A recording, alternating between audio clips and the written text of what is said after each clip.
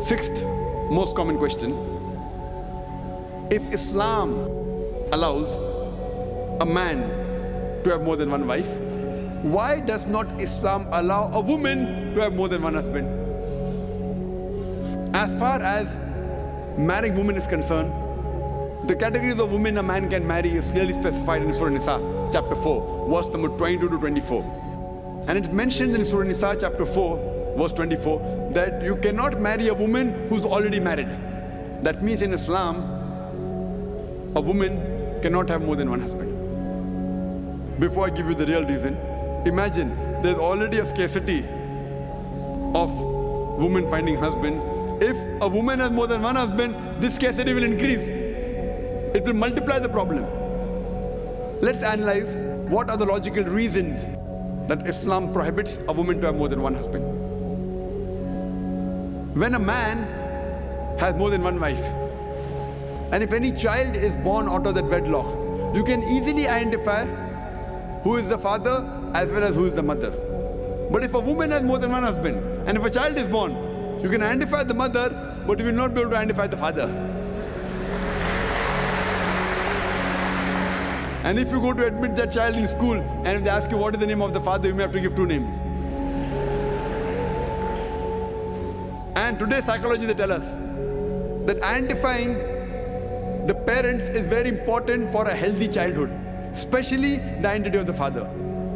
If you cannot identify the parents, the child has a lot of mental trauma.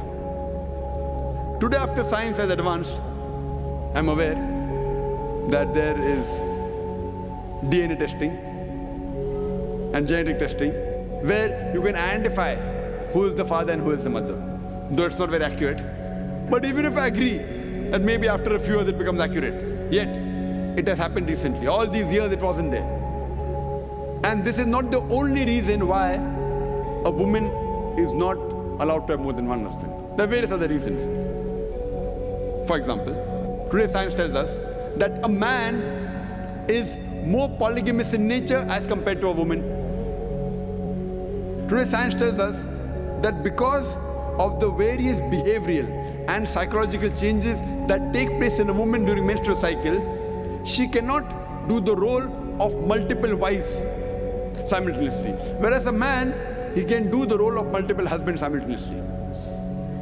Furthermore, if a woman has more than one husband or more than one sexual partner, and if all of them are loyal to each other, yet there are high chances that venereal diseases and sexual transmitted disease will emerge, and it can be retransmitted back to the man.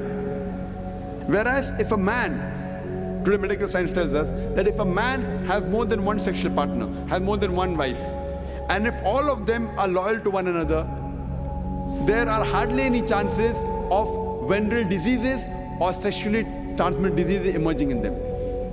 So scientifically also and medically, it's no problem for a man to have more than one wife, but it's problematic for a woman to have more than one husband.